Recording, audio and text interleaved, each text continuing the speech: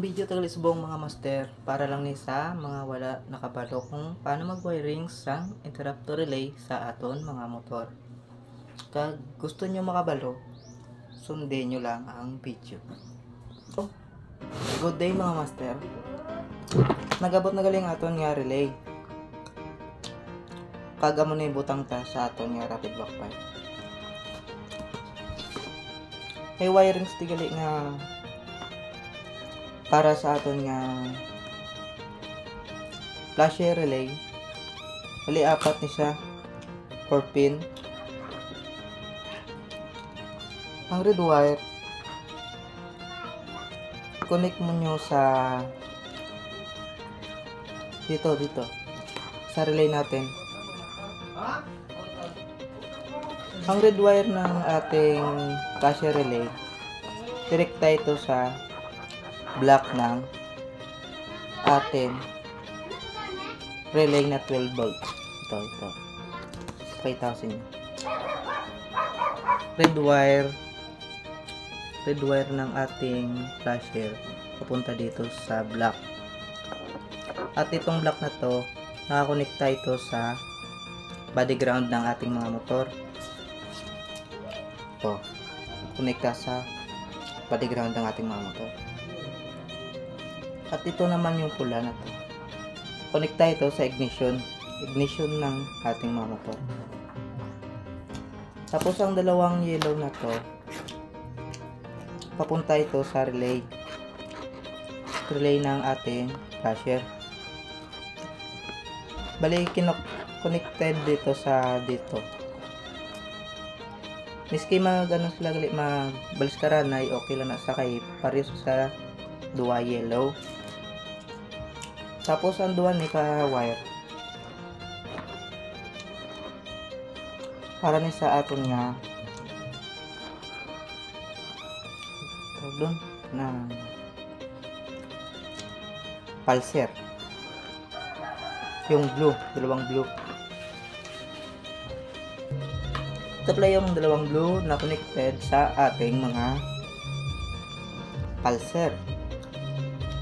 Sa paghanap pala ng pulser, yung blue na may dito yung may puti na blue papunta yun sa CDI.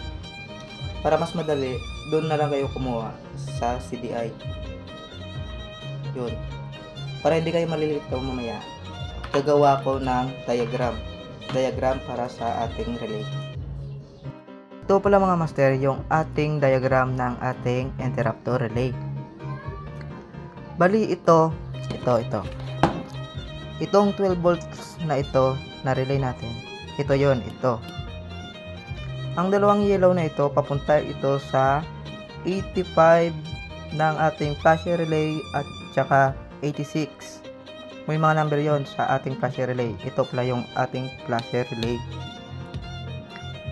Tapos yung number 87 naman, papunta ito sa pulser, papunta sa ating stator. Tapos yung black ng ating relay 12 volts, ito yon. Yung black papunta ito sa ating body ground or sa negative ng ating battery. Yung black at saka yung number 13 ng ating flasher relay na ito yon, mag-connecta yon sa battery or body ground ng ating mga motor. Tapos yung pula ng ating 12 volt relay, papunta yon sa ating ignition o di kaya sa ating battery na positive.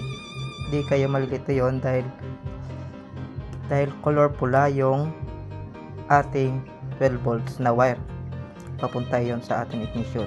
Mas mabuti pag may switch kayo. Pag gusto nyong gamitin, i-on nyo lang yung switch at gagana na yun. Ngayon, pupunta tayo sa ating motor at ilalagay ko yun. Ngayon, ikakabit natin ito sa ating motor. Papakita ko sa inyo.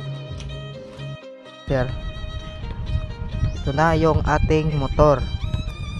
Nakikita nyo yan, yung battery at saka yung CDI ko.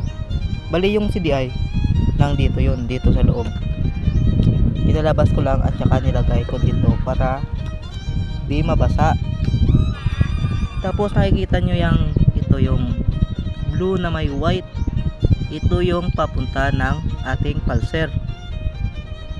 Bali dito tayo kukuha mamaya ng kulay blue na wire doon sa ating interrupter relay, at saka dito tayo magtatap ng negative at dito yung positive.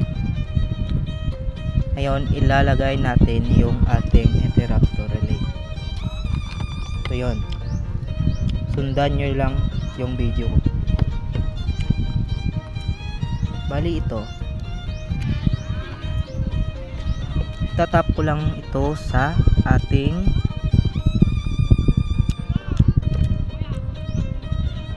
pulser. Ito yung pulser, tatap ko lang.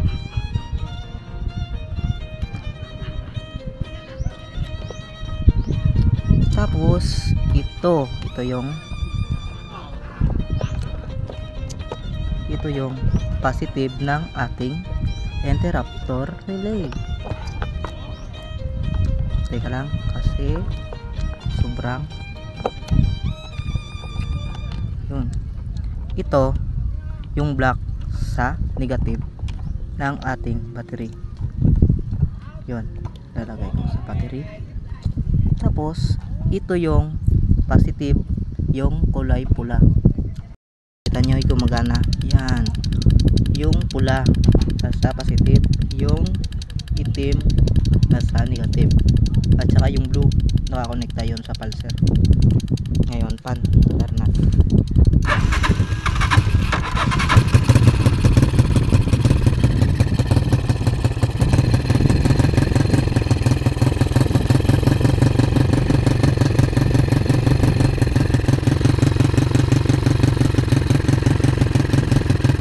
Didinig kasi yung ating muffler di pa na lagay. Lalagay natin para marinig nyo.